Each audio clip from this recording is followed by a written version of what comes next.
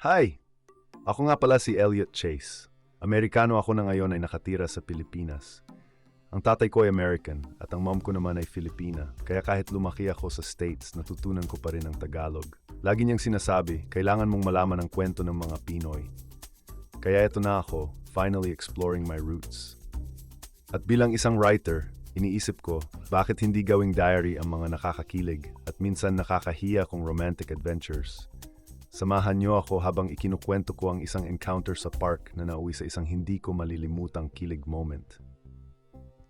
Sa Mandaluyong ako nakatira noon sa isang apartment na malapit sa park. Perfect para sa daily walk kuno, pero honestly para sa view talaga.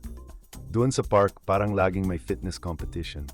May mga joggers na mukhang pang-commercial, dog walkers na parang galing photoshoot, at mga yogis na parang walang bones ang katawan. Ako naman nandun naglalakad-lakad, kunwari chill lang, pero secretly nag-o-observe. One afternoon, habang nakahiga ako sa isang stone bench, nagpapanggap na pagod sa paglalakad, nakita ko siya. Si Miss Park Queen. Petite, sobrang ganda ng katawan, at yung buhok niya, parang commercial ng shampoo na humahaplos sa araw. May kasama pa siyang cute na aso, isang maliit na fluffy na proudly walking, as if alam niyang siya ang sidekick ng pinakamaganda sa park. Feeling ko parang na-freeze ang mundo habang naglalakad sila. Yung tipong slow motion na may background music, pero eto ako, stuck sa bench parang inutil. Kinagabihan habang nasa apartment ako, iniisip ko pa rin siya. Grabe, parang may sariling gravity yung presence niya. Ilang beses ko na rin siyang nakita sa park around 3 p.m. Pero parang lahat ng lalaki sa park napapansin siya. Pwede ko namang lapitan at sabihin, ang cute ng aso mo. Pero hello, parang gasgas na pick-up line na yon. Hindi ako makakascore ng ganyan. Tapos parang may magic si universe. Nag-post yung neighbor kong si Ben na naghahanap ng dog walker. Yung aso niya si Milo, isang malambing na cocker spaniel ang magiging perfect wingman ko. Kinabukasan, dala ko si Milo sa park, feeling confident. Pero guess what? She's not there. Hindi siya dumating. Naglakad kami ng naglakad ni Milo for 2 hours, pero wala talaga. Kahit si Milo parang napapagod na sa drama ko. The next day, mas maga pa ako, ayoko nang ma-miss siya ulit. 2:45 p.m., dumating siya, on the dot. Suot niya yung beige na tank top na sobrang fitted at navy blue na shorts na may white trim. Parang PE uniform pero pang model. Siyempre, nakatulala ako habang lumalapit siya.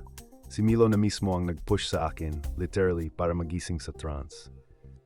Lumapit si Pixie, yung dog niya, at bago ko pa makompose yung sarili ko, nasa harap ko na sila. Gentle dog si Milo, sabi ko, kunwari chill lang. Anong pangalan ng dog mo? Pixie, sagot niya sabay ngiti. Yung ngiti niya parang sweet pero may kasamang landi. Poodle mix siya. Pixie, cute, sagot ko. Grabe, parang nawala lahat ng witty lines ko. Ano nga pala pangalan mo? Dagdag ko. I hope na hindi obvious na kabado ako. Chloe, sabi niya sabay light wave. I'm Elliot, sagot ko, kunwari confident. Tapos bigla hinila na siya ni Pixie paalis. Akala ko hanggang doon na lang yon. Pero hindi pa tapos si Pixie.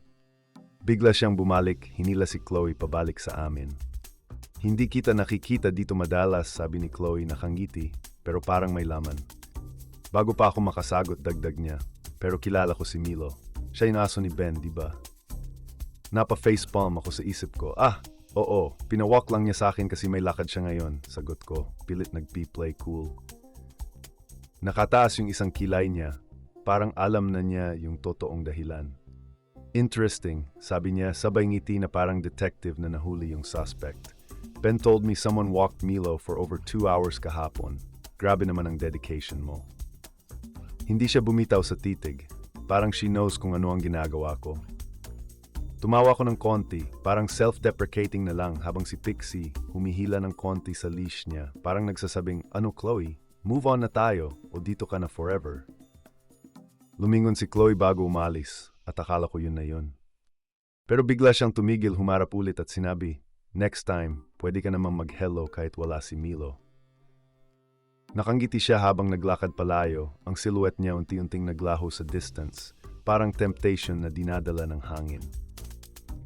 Pagbalik namin ni Milo sa unit ni Ben, parang sinasabi ng tingin niya, "Ano boss, sawa ka na ba sa drama? Pwede na ba akong magpahinga?" Minsan, ang kailangan mo lang talaga ay isang aso, isang maliit na plano at konting lakas ng loob para gawing memorable ang simpleng araw. Kasi alam mo na, minsan gusto lang talaga ng tadhana na tumawa sa huli. Salamat sa pagsama sa kwento ko. Sometimes all it takes is a borrowed dog and a little courage to turn a casual stroll into something unforgettable. Kung natuwa ka, don't forget to like, subscribe at abangan ang mga susunod na kwento ko.